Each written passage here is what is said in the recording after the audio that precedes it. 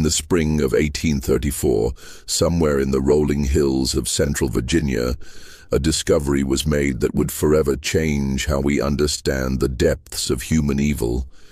47 children, ages ranging from 6 to 16, were found chained in a basement beneath what appeared to be an ordinary farmhouse. The children bore no resemblance to each other, spoke different languages, and when questioned, could only whisper one name through their tears: Mother Sullivan. The local sheriff's report, buried for over a century in the Henrico County archives, described scenes so disturbing that 3 of the investigating officers resigned from duty within a week. What makes this case truly haunting isn't just the horror of what was found, but the chilling realization that Constance Sullivan had been operating her twisted enterprise for over 2 decades without detection. The children called her Mother, but the truth behind that title would prove far more sinister than anyone could have imagined. Before we continue with the story of the Sullivan family and their unspeakable secrets, I want to ask you something important. This channel isn't for everyone, only for the bravest souls who dare to confront the darkest chapters of American history. If you've made it this far, you're not like most people. You understand that some truths are too horrifying to ignore, no matter how much they disturb us. So hit that subscribe button and join our community of true mystery seekers. And tell me in the comments, what state are you listening from? Are you brave enough to hear stories like this from your own backyard? The question that haunted investigators then, and continues to perplex historians today, is how such a massive operation could have gone undetected for so long in a close-knit rural community. The Virginia of 1834 was a land caught between 2 worlds. The old plantation system still dominated the social landscape, while whispers of industrial change drifted down from the north. In this environment, the small farming community of Millbrook, a collection of perhaps 50 families spread across the gentle slopes of Henrico County, represented the typical American rural settlement of the era. Most residents farmed tobacco or corn, traded at Henderson's general store, and gathered for social events at the one-room schoolhouse that doubled as a community meeting hall. The Sullivan property sat on the outskirts of this community, a modest 2-story wooden farmhouse surrounded by nearly 200 acres of prime agricultural land. To any traveler passing along the dusty road that connected Millbrook to Richmond, the Sullivan farm appeared utterly unremarkable. The house itself, built in the Federal style popular during the 1810s, featured white-painted clapboard siding and a wraparound porch typical of Virginia architecture. A red barn stood 60 yards behind the house, with a chicken coop and smokehouse completing the typical farmstead layout. What made the Sullivan property unique wasn't visible from the road. Ezra Sullivan, who had purchased the land in 1809 with money inherited from his father's tobacco fortune, had spent considerable effort expanding the house's basement. While most Virginia homes of the period featured simple root cellars, the Sullivan basement extended far beyond the footprint of the house above. Local craftsmen remembered being hired for various excavation projects throughout the 1810s and 1820s, though none had seen the completed work. Ezra paid well and in cash, asking only that the workers focus on their assigned sections rather than the overall project. Constance Sullivan, Ezra's wife, had arrived in Millbrook in 1811 as a bride of 22. Neighbors remembered her as a handsome woman with dark hair and an unusually soft voice. She dressed simply but neatly, attended the Methodist church services when health permitted, and maintained a reputation for charitable works. When approached about contributing to community causes, Constance would inevitably explain that she and Ezra were already caring for several orphan children from her family back in Pennsylvania. The arrangement, she explained, was temporary. just until suitable permanent homes could be found. This explanation satisfied the community's curiosity about the occasional glimpses of children around the Sullivan property. Mrs. Henderson at the general store would sometimes see a young face peering from the Sullivan wagon when Constance came to town for supplies. The children never spoke, but Constance would explain that they were shy, traumatized by the loss of their parents, and needed time to adjust to their new circumstances. The community, familiar with the tragedy of orphaned children in an era of high mortality rates, accepted these explanations without question. Thomas Henderson, who ran the general store, later recalled that Constance Sullivan was one of his most reliable customers. Every 2 weeks, she would arrive with a detailed list and enough cash to purchase substantial quantities of basic foodstuffs: flour, cornmeal, salt pork, molasses, and other staples. The quantities seemed large for a childless couple, but when Thomas mentioned this, Constance would remind him about the orphaned children. She also purchased unusual amounts of basic medicines, explaining that children from poor circumstances often arrived with various ailments that required treatment. The Sullivan farm operated on a schedule that puzzled some neighbors. While most farming families rose with the sun and worked until dusk, activity at the Sullivan property often continued well into the evening.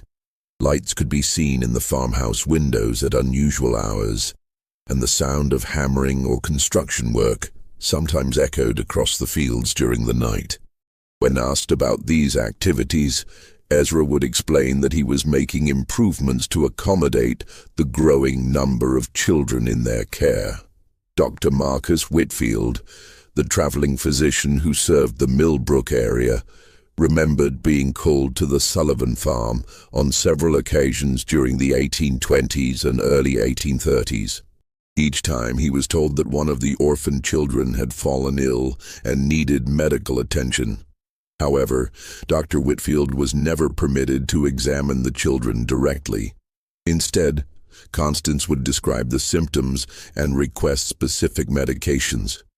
When the doctor insisted on seeing his patients, Constance would explain that the children were too frightened of strangers, too traumatized by their experiences to allow examination by unfamiliar men.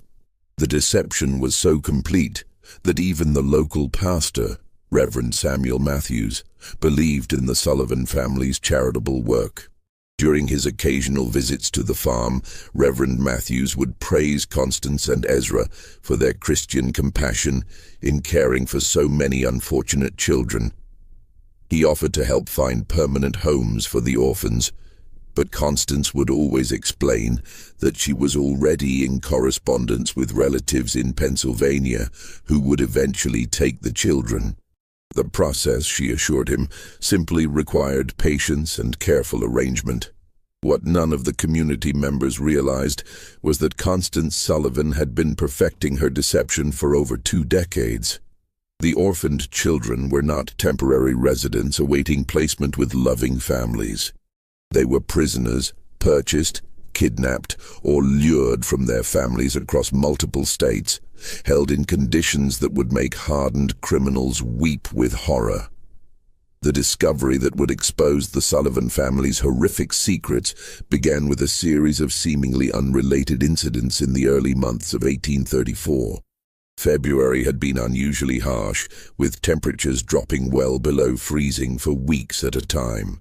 The bitter cold that gripped Virginia that winter would prove to be both a blessing and a curse for the 47 children trapped beneath the Sullivan farmhouse.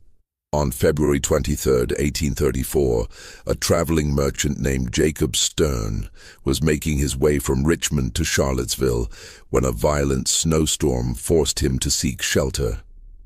The Sullivan farm, being the closest building visible from the road, seemed like a natural choice for emergency accommodation.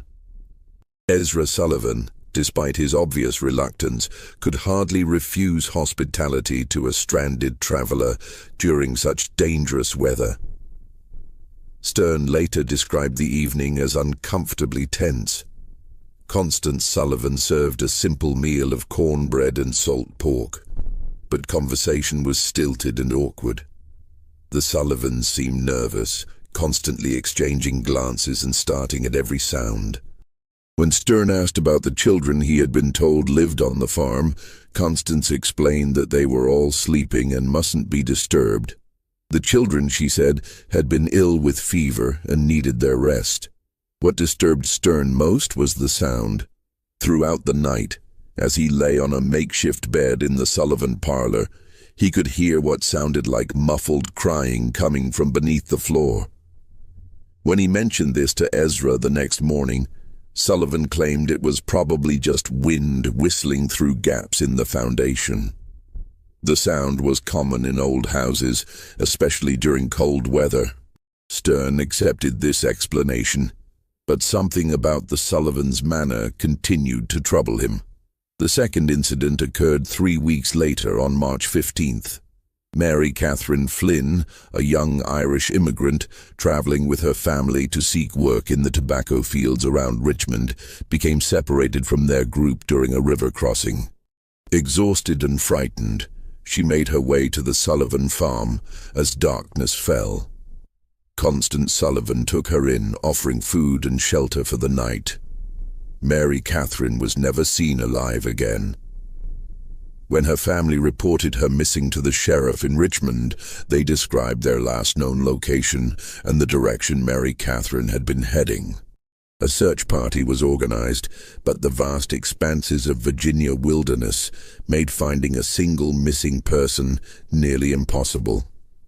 The search was called off after a week, and Mary Catherine Flynn was presumed to have died of exposure or been killed by wild animals. The final incident that would lead to the discovery occurred on April 2nd, 1834. A local farmer named William Hutchinson was hunting rabbits in the woods that bordered the Sullivan property when he heard something that stopped him cold. From somewhere near the Sullivan farmhouse came the sound of children screaming. Not the ordinary cries of youngsters at play, but raw, desperate shrieks of pure terror. Hutchinson crept closer to investigate, hiding behind a stand of oak trees about 50 yards from the Sullivan house. For nearly an hour, he watched and listened. The screaming continued intermittently, always seeming to come from beneath the house rather than from inside it. At one point, he saw Ezra Sullivan emerge from what appeared to be a cellar door on the side of the house. Sullivan looked around nervously, then disappeared back underground. When Hutchinson reported what he had witnessed to his neighbors, opinions were divided. Some suggested that the orphaned children might be more troubled than the Sullivans had indicated, perhaps requiring discipline or medical treatment that could be distressing. Others, however, began to remember odd details that hadn't seemed important before. The unusual amounts of food Constance Sullivan purchased, the strange sounds neighbors occasionally heard at night, the fact that none of the supposed orphans had ever been seen in town or at community gatherings. Sheriff Benjamin Crawford, a veteran lawman who had served Henrico County for over 15 years, initially dismissed the concerns as neighborhood gossip. However, when William Hutchinson approached him directly and insisted on filing a formal complaint, Crawford agreed to investigate. The law required him to follow up on reports of potential child abuse, regardless of his personal opinion of the accusers. On the morning of April 8, 1834, Sheriff Crawford rode out to the Sullivan farm, accompanied by his deputy, Marcus Webb. They arrived just after sunrise, expecting to conduct a routine inspection that would put the community rumors to rest. Constance Sullivan met them at the door, her manner calm and welcoming. She invited the officers inside for coffee and expressed concern about the gossip circulating in the community. The conversation began normally enough. Constance explained again about the orphaned children, showed the officers letters she claimed to have received from relatives in Pennsylvania, and offered to arrange for the children to meet with Sheriff Crawford once they recovered from their recent illness. Everything seemed perfectly reasonable until Deputy Webb asked to use the privy. As Webb walked around the side of the house, he noticed something that made his blood run cold. The cellar door that William Hutchinson had seen Ezra Sullivan using was secured with 3 separate padlocks. Heavy chains wrapped around the door handles, and the wood around the locks showed signs of desperate clawing, as if someone had tried to scratch their way out from the inside. When Webb returned to the house and quietly informed Sheriff Crawford about what he had observed, both men knew they were dealing with something far more serious than community gossip. Crawford politely asked Constance to show them the cellar, explaining that a thorough inspection would help put the rumors to rest. The change in Constance Sullivan's demeanor was immediate and chilling. Her face went pale, her hands began to tremble, and she began stammering about how the cellar was dangerous, how the children weren't allowed down there, how there was nothing to see but old farm equipment and storage. That was when they heard it. From somewhere beneath their feet came the sound of children crying, followed by a weak voice calling for help. The sound was muffled but unmistakable, and it was coming from directly below the kitchen where they stood. The immediate aftermath of that first discovery would haunt Sheriff Crawford for the rest of his life. When he and Deputy Webb forced open the cellar door, the stench that rose from the darkness below was overwhelming. A mixture of human waste, unwashed bodies, and something else that Crawford later described as the smell of despair itself. The basement that Ezra Sullivan had spent over 2 decades constructing was a masterpiece of calculated cruelty. The main chamber stretched far beyond the footprint of the house above, extending into the earth like an underground warren. Stone walls, carefully mortared and designed to muffle sound, created a series of interconnected rooms. The largest chamber, directly beneath the kitchen, housed most of the children. They were chained to iron rings embedded in the stone walls, each child secured by shackles around their ankles. The chains were long enough to allow movement within a small area, but prevented any possibility of escape. The children ranged in age from approximately 6 to 16 years old. They were emaciated, their clothes reduced to rags, their bodies bearing the marks of prolonged neglect and abuse. Many showed signs of illness, fever, respiratory problems, and skin conditions that came from living in the damp, unventilated underground space. What struck both officers most forcefully was the silence. After the initial cries for help, the children said nothing. They simply stared at the newcomers with eyes that held no hope, no expectation of rescue. Deputy Webb, a father of 4, had to leave the basement twice to vomit. Sheriff Crawford, despite his years of law enforcement experience, found himself unable to process the full scope of what he was seeing. The methodical nature of the imprisonment, the evidence of long-term planning, the sheer number of victims, it was beyond anything in his experience or imagination. In the smaller chambers, Crawford and Webb found evidence of the Sullivan system of control. One room contained stocks and restraining devices for punishment. Another held what appeared to be a primitive medical area where the children were treated for injuries and illnesses, not out of compassion, but to keep them alive and functional. A third room contained detailed records that would prove crucial to the investigation. Names, ages, dates of arrival, and notes about each child's condition and behavior. The records revealed the scope of the Sullivan operation. Children had been arriving at the farm regularly since 1812, shortly after Constance Sullivan came to Millbrook. The sources varied. Some were orphans purchased from overwhelmed poorhouses. Others were runaways lured by promises of food and shelter, and still others appeared to have been simply kidnapped from their families. The record showed that over the years, more than 90 children had passed through the Sullivan basement. The obvious question, what had happened to the others, was answered in the most horrifying way possible. in a separate chamber, reached through a narrow passage that required crawling. Crawford and Webb found the remains of at least 36 children. Some appeared to have died from illness or malnutrition. Others showed signs of violence. All had been buried in shallow graves beneath the basement floor, their bodies covered with lime to control odor and decay. The investigation that followed the initial discovery would continue for months, as authorities struggled to understand how such a massive criminal enterprise had operated undetected for over 2 decades. The answer lay in Constance Sullivan's genius for deception and her understanding of human psychology. She had created a persona that was almost perfectly designed to avoid suspicion in a rural 1830s community. The character of the charitable woman caring for orphaned children appealed to the community's Christian values while explaining away any unusual aspects of the Sullivan household. The story of traumatized children who were too frightened to interact with strangers provided a ready excuse for why the supposed orphans were never seen in public. The claim that permanent homes were being arranged with distant relatives explained why the children never seemed to leave the farm.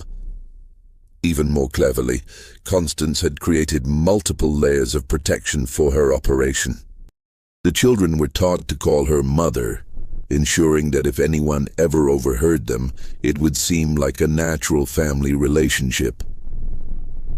The few times children had been glimpsed by outsiders, they had been carefully coached to remain silent and appear shy rather than terrified. The substantial food purchases were explained by the presence of multiple children, while the medical supplies were justified by the supposed poor health of orphaned youngsters. The physical setup of the operation was equally well planned.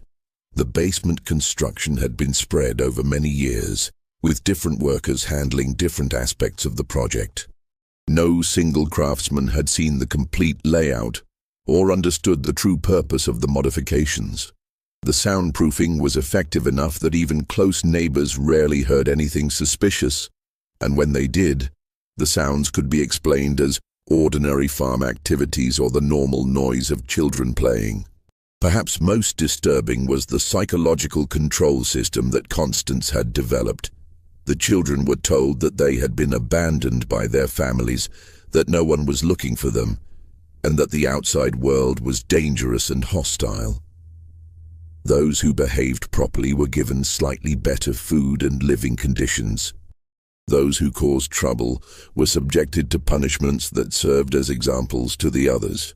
Over time, most of the children accepted their captivity as simply the way their lives were meant to be.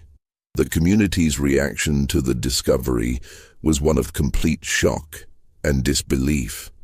Many residents initially refused to believe that Constance Sullivan, the quiet woman who had lived among them for over 20 years, could be capable of such monstrous acts.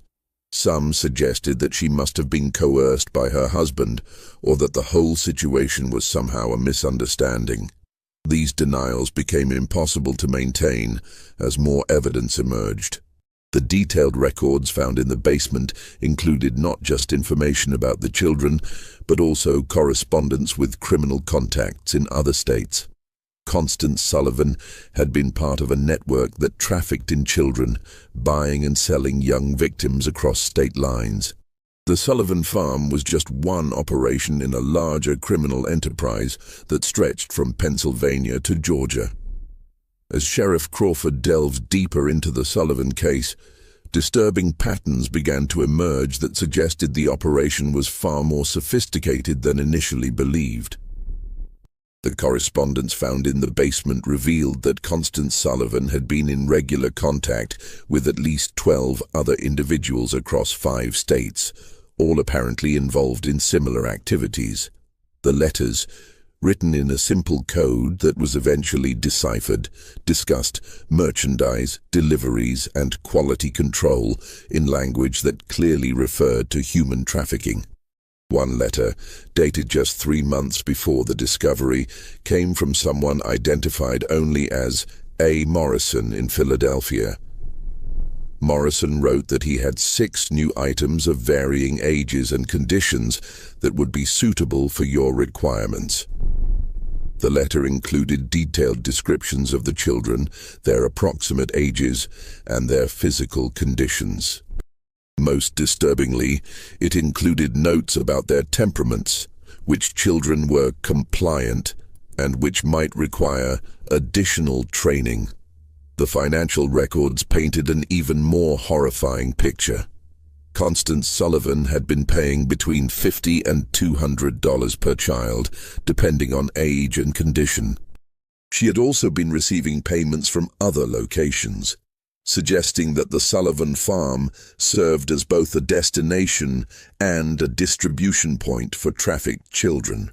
The total amount of money involved was staggering for the time period. Over $8,000 in transactions over 2 decades, equivalent to several $100,000 in modern currency. Dr.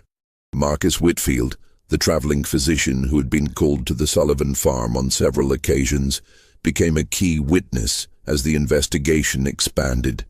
Under questioning, he revealed that Constance Sullivan had always been unusually specific about the medications she requested.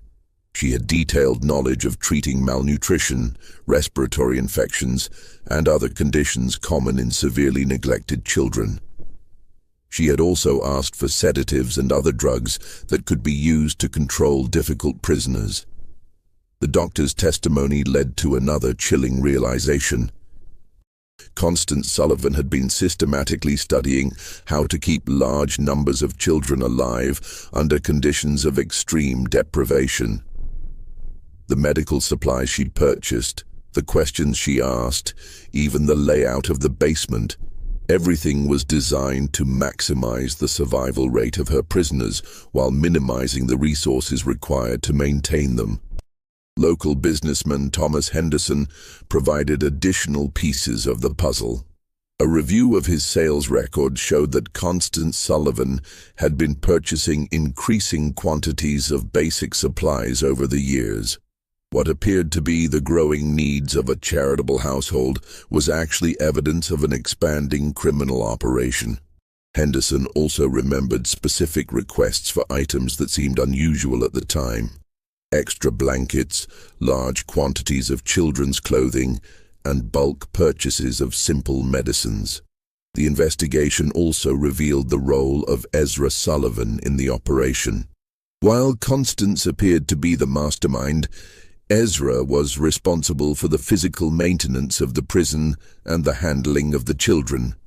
Several of the surviving victims, when they were finally able to speak, described him as the enforcer who carried out punishments and maintained discipline. His construction work on the basement hadn't been just expansion. It had been constant refinement of a system designed to hold human beings in captivity. The most disturbing revelation came from analyzing the records of children who had disappeared from the Sullivan farm over the years. The ledgers showed that some children had been transferred to other locations, suggesting a network of buyers and sellers across multiple states. Others had been marked as unsuitable or problematic, entries that corresponded with the remains found in the basement burial chamber. The scope of the investigation expanded as authorities in other states began examining their own unsolved disappearances.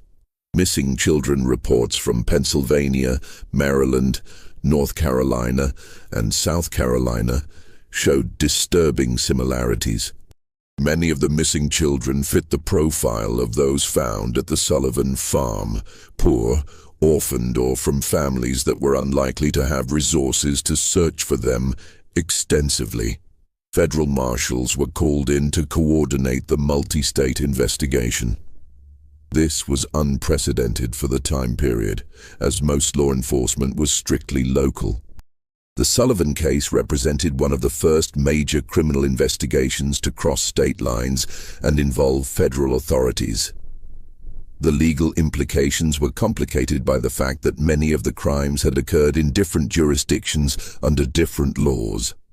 As weeks passed, more survivors began to tell their stories. The accounts were remarkably consistent, describing years of imprisonment, systematic abuse, and psychological manipulation. The children described how new arrivals were broken in, subjected to isolation, punishment, and indoctrination until they accepted their fate. They spoke of a complex hierarchy among the prisoners, with older children given minor privileges in exchange for helping to control younger ones. The survivors also revealed the extent of Constance Sullivan's psychological manipulation. She had convinced many of the children that they were worthless, that their families had sold them or abandoned them, and that they deserved their treatment. Some of the older children, who had been imprisoned for years, initially resisted rescue efforts because they had been conditioned to believe that the outside world was even more dangerous than their captivity. The investigation uncovered evidence of Sullivan's methods for acquiring victims. She had developed relationships with corrupt officials at poorhouses and orphanages who would provide children in exchange for payments. She had also cultivated contacts among criminal elements in major cities who could identify vulnerable children, runaways, street orphans, and others who wouldn't be missed immediately.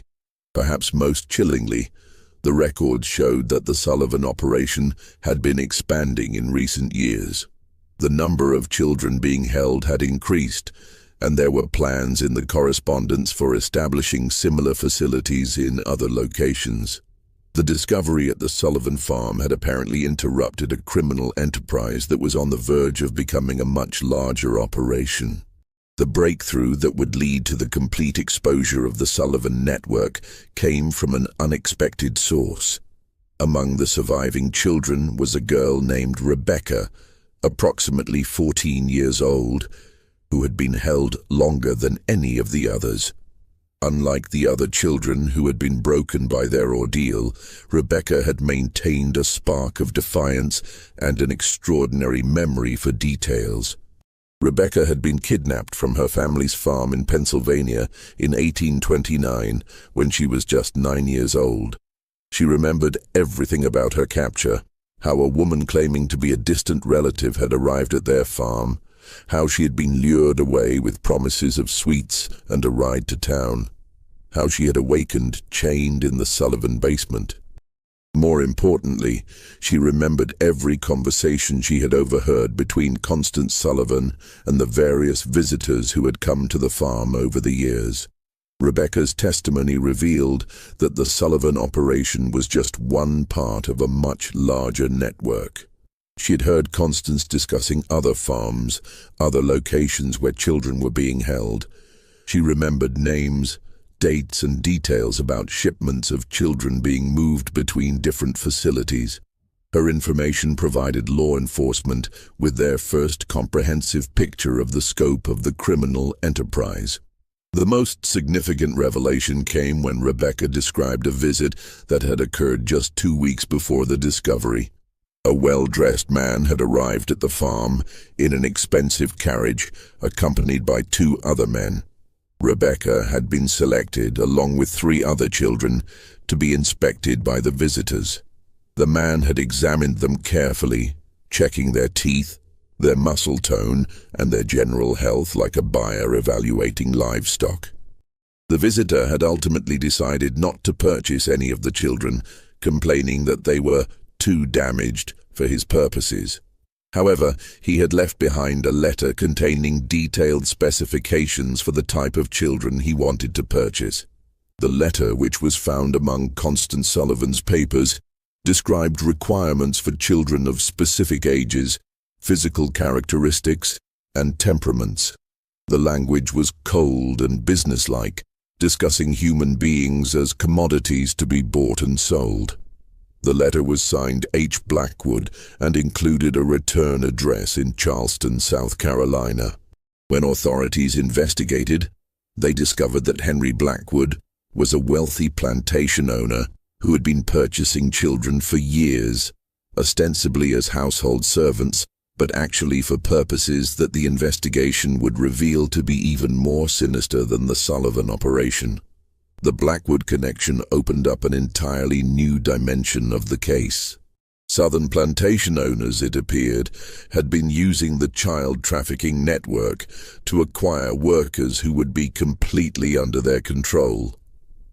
Unlike enslaved people who had some legal protections and whose disappearance might be noticed, trafficked children could be worked to death with no legal consequences. They had no families to search for them, no legal status to protect them, and no hope of escape. The investigation of the Blackwood connection revealed that several other prominent Southern families had been involved in similar purchases. The children were being used not just as laborers, but as subjects for medical experiments, as targets for violent entertainment, and for purposes that the investigators found too disturbing to document fully in their official reports.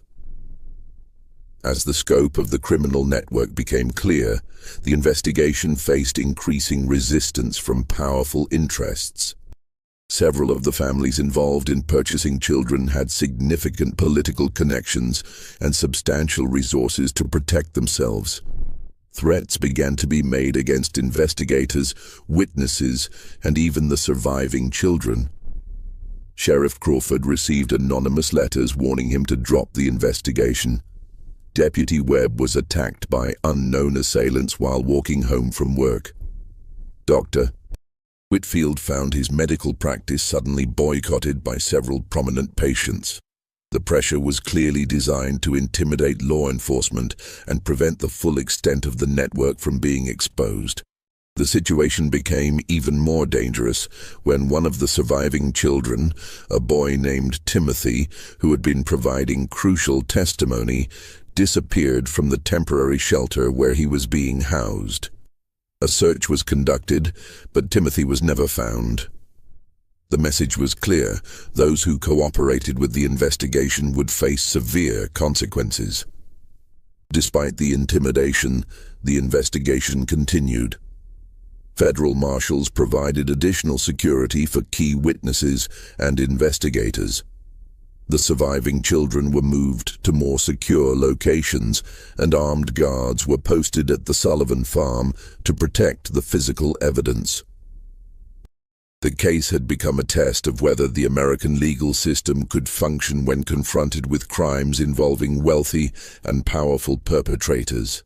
The pressure reached its peak when Constance Sullivan herself was found dead in her jail cell. The official cause of death was listed as suicide, but the circumstances were suspicious. Sullivan had been scheduled to testify about the full extent of the criminal network, including the names of all her contacts and customers. Her death eliminated the investigation's most important witness and source of information about the broader conspiracy. The mysterious death of Constance Sullivan sent shockwaves through the investigation team. If powerful interests were willing to eliminate key witnesses, no one involved in the case was safe. The investigation had uncovered a criminal enterprise so vast and so well connected that it posed a threat to some of the most prominent families in American society. Just when it seemed that the investigation might be derailed by intimidation and violence, an unexpected development changed everything. A former employee of Henry Blackwood, motivated by guilt over what he had witnessed, came forward with evidence that would blow the case wide open. The employee, a man named Samuel Pierce, had worked as an overseer on the Blackwood plantation and had detailed knowledge of the children who had been purchased from the Sullivan network. Pierce brought with him documents that proved the connection between the Sullivan operation and the Southern buyers. More importantly, he had witnessed the fate of many of the children who had been sold to plantation owners.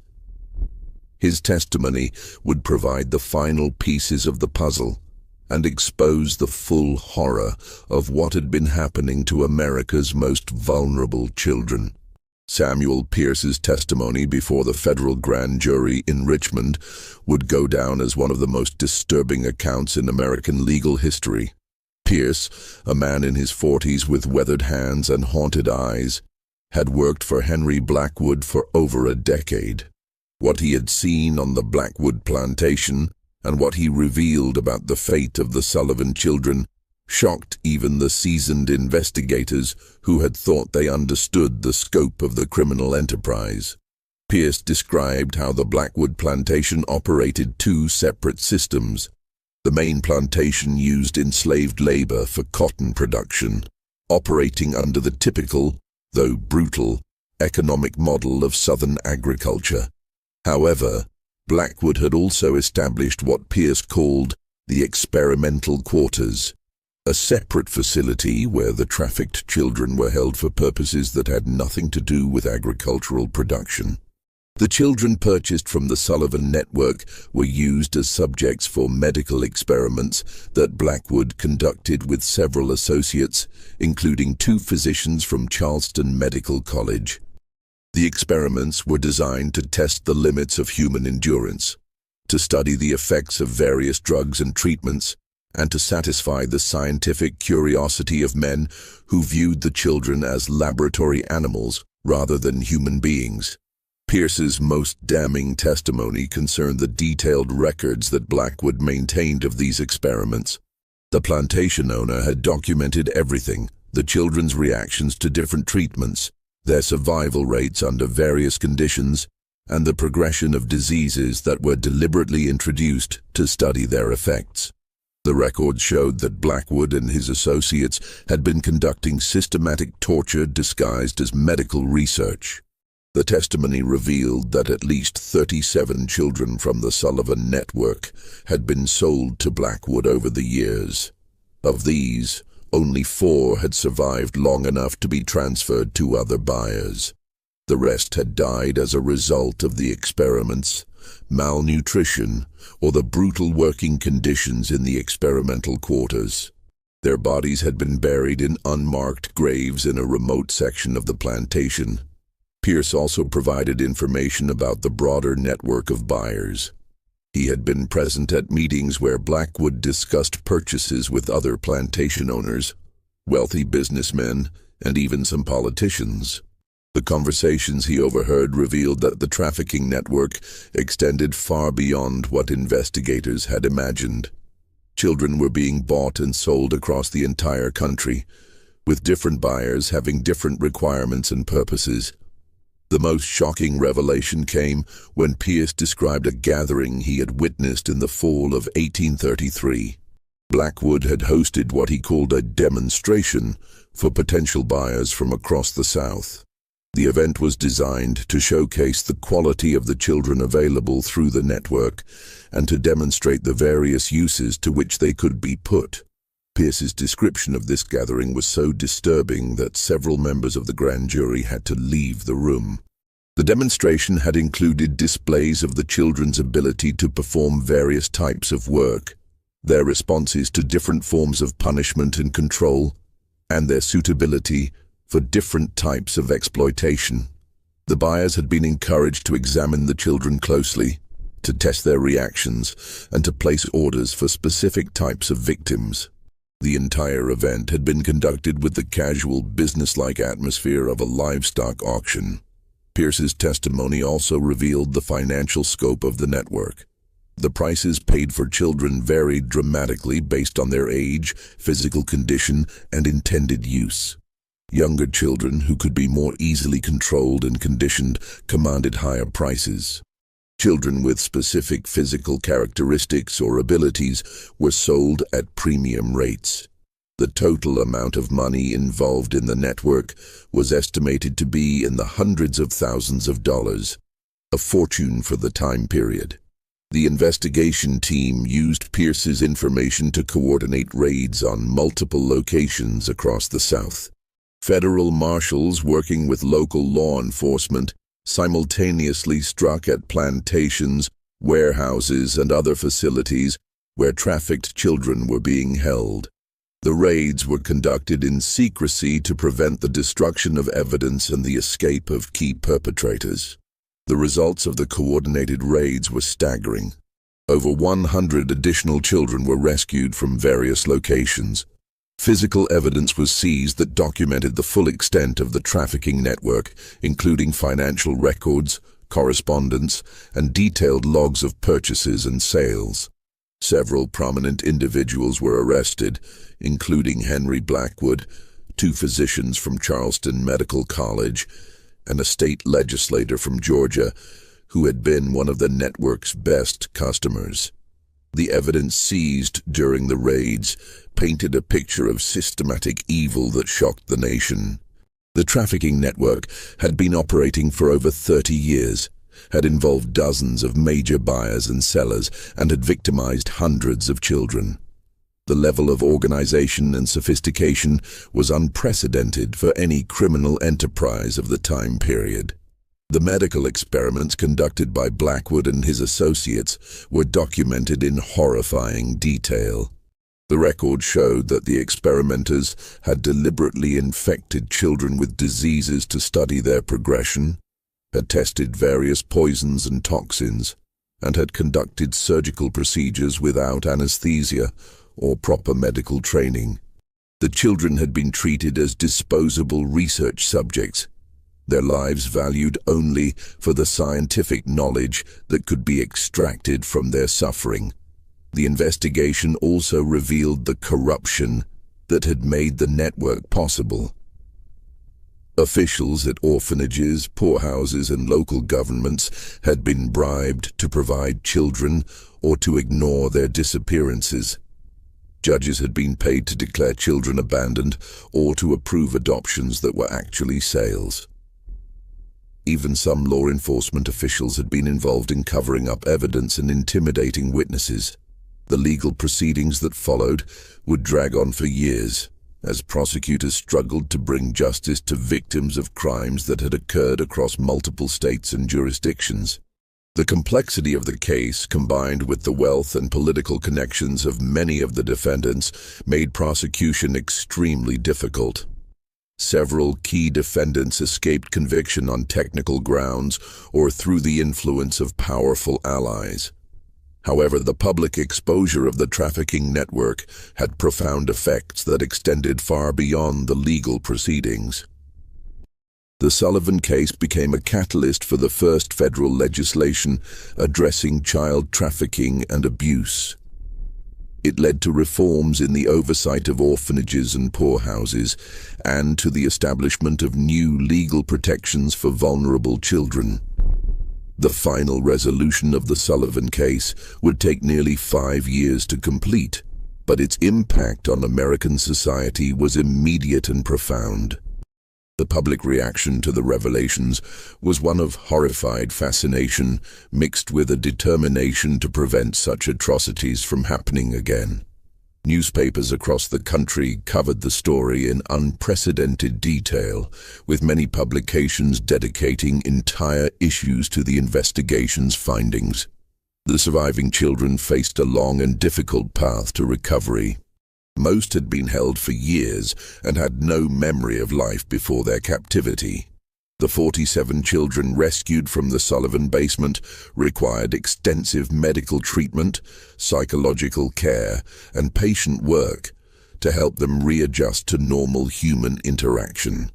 Many never fully recovered from their ordeal, carrying physical and emotional scars for the rest of their lives. Rebecca, the 14-year-old girl whose testimony had been crucial to exposing the broader network, became something of a celebrity as news of her courage spread. However, the attention proved overwhelming for someone who had endured such trauma. She was eventually placed with a Quaker family in Pennsylvania who provided the quiet, supportive environment she needed to heal. Rebecca lived to be 73 years old, eventually marrying and raising a family of her own. But she never spoke publicly about her experiences again after the trial testimony. The legal proceedings revealed the full extent of the corruption that had enabled the trafficking network. Ezra Sullivan, who had been captured during the initial raid, was convicted on multiple charges of kidnapping, imprisonment, and murder. He was executed by hanging in Richmond on November 15, 1836, before a crowd of over 3,000 people. His last words, according to witnesses, were a confession that he had followed the devil's path and a plea for forgiveness from the children he had helped to torture. Henry Blackwood's trial became a sensation that exposed the dark underbelly of Southern plantation society. The medical records seized from his plantation provided evidence of systematic torture and murder that shocked even hardened observers. Blackwood was convicted of multiple murders and sentenced to death, but his execution was delayed for years by appeals and political maneuvering. He eventually died in prison in 1841, reportedly of a heart attack, though some suspected he had been poisoned by associates who feared he might reveal additional secrets. The two physicians from Charleston Medical College who had participated in the experiments were expelled from the medical profession and sentenced to long prison terms.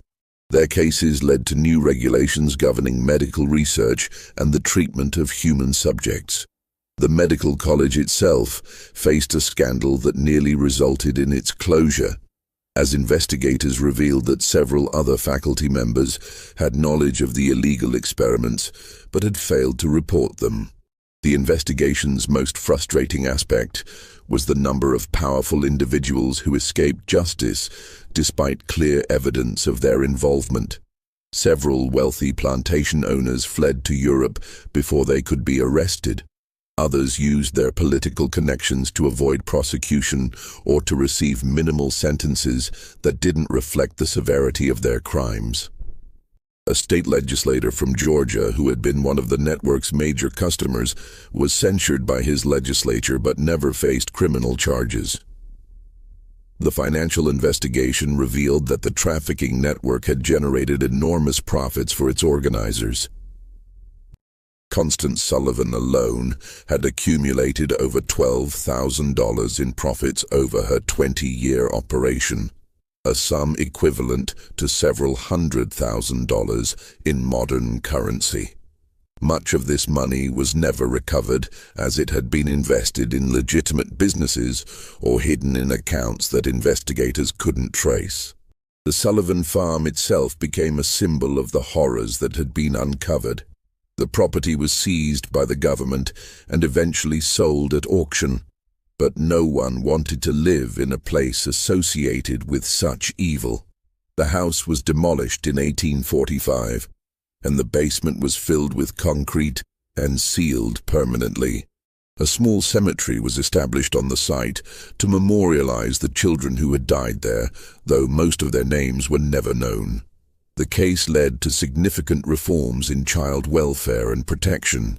Virginia passed the first comprehensive child protection laws in American history, establishing government oversight of orphanages and requiring background checks for anyone seeking to adopt or care for large numbers of children.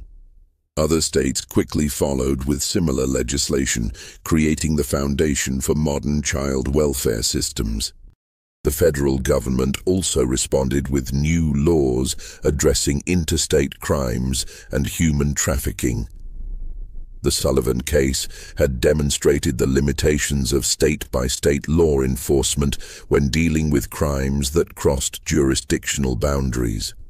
New federal statutes gave marshals expanded authority to investigate and prosecute trafficking cases, establishing precedents that would prove crucial in later criminal justice developments. Perhaps most importantly, the case changed public awareness about the vulnerability of children and the need for systematic protection. The romantic notion of the charitable individual caring for orphaned children was replaced by a more realistic understanding of the need for institutional oversight and legal safeguards. The phrase, "another Sullivan case," entered common usage as a warning about the potential for abuse in situations involving vulnerable children. Dr. Marcus Whitfield, the physician who had unknowingly enabled the Sullivan operation through his medical consultations, dedicated the rest of his career to child welfare. He established free clinics specifically for orphaned and abandoned children, and became an advocate for reforms in medical practice that would prevent physicians from being manipulated by criminals. His later writings on medical ethics were influenced heavily by his experience with the Sullivan case. Sheriff Benjamin Crawford, who had led the initial investigation, was promoted to federal marshal and spent the rest of his career pursuing similar cases. He became one of the first law enforcement officials to specialize in crimes against children, developing investigative techniques and procedures that would be used for decades. Crawford's detailed reports on the Sullivan case became required reading for law enforcement officers across the country. The children's stories, as they emerged over the years, revealed the full scope of human resilience and the long-term effects of systematic abuse. Some, like Rebecca, were able to build relatively normal lives with proper support and care. Others struggled with mental illness, addiction, and other problems that stemmed from their traumatic experiences. A few never recovered at all, dying young from complications related to their years of imprisonment and abuse. The network's correspondence, which had been preserved as evidence, provided investigators with information that led to additional cases for years after the initial discovery. Letters found in the Sullivan basement contained references to other operations, other victims, and other perpetrators. Some of these leads resulted in successful prosecutions, while others led to dead ends or situations where too much time had passed to gather sufficient evidence. One of the most haunting aspects of the case was the realization that the Sullivan operation had been just one part of a much larger system of exploitation that had existed largely undetected for decades. The investigation revealed that similar networks had operated in other parts of the country, that children had been bought and sold like commodities throughout American history, and that the legal and social systems had been inadequate to protect the most vulnerable members of society. The case also highlighted the role of community responsibility in preventing such atrocities. The residents of Millbrook, who had lived for 20 years next to one of the most horrific crime scenes in American history, struggled with guilt and self-examination. How had they failed to see what was happening? What signs had they missed or ignored? Could they have prevented the suffering if they had been more vigilant or suspicious? These questions led to broader discussions about the obligation of communities to watch out for their most vulnerable members. The Sullivan case became a cautionary tale about the dangers of accepting explanations without investigation, of respecting privacy when that respect enabled abuse, and of assuming that respectable appearances guaranteed moral behavior. The legacy of the Sullivan case extended far beyond the immediate legal and social reforms it inspired. The detailed documentation of the investigation, including the correspondence, financial records, and testimony, became an invaluable resource for understanding the history of crime and exploitation in America. Historians, criminologists, and social reformers would study the case for generations, using it to understand how systematic evil could flourish in apparently normal communities. In the end, the Sullivan family's reign of terror was brought to an end not by sophisticated police work or advanced investigative techniques, but by the simple courage of ordinary people who refused to ignore obvious signs of trouble. William Hutchinson's decision to report what he had heard, Sheriff Crawford's willingness to take community concerns seriously, and Rebecca's determination to testify despite her trauma. These individual acts of moral courage were what ultimately exposed one of the most horrific criminal enterprises in American history. The basement, where 47 children were found chained, has been sealed for over a century. But the echoes of their suffering continue to remind us of the importance of vigilance, courage, and compassion in protecting those who cannot protect themselves. The Sullivan case stands as both a testament to human evil and a reminder of the power of individual conscience to overcome even the most entrenched systems of exploitation and abuse. If this story has given you chills, you understand why these dark chapters of American history must never be forgotten. Just when we thought we'd seen it all, The horror in places like the Sullivan farm intensifies our understanding of how evil can hide behind respectable facades. If this story is giving you chills, share this video with a friend who loves dark mysteries. Hit that like button to support our content, and don't forget to subscribe to never miss stories like this. Let's discover together what other secrets lie buried in America's past. This mystery shows us that evil often wears the mask of respectability, and that the most horrific crimes can be committed by those who appear most normal to their communities. What do you think of this story? Do you believe everything was revealed, or are there still secrets buried in the Virginia hills? Leave your comment below. If you enjoyed this tale and want more horror stories like this, subscribe, hit the notification bell, and share with someone who loves mysteries. The darkness of American history has many more secrets to reveal, and we'll be here to uncover them all. See you in the next video.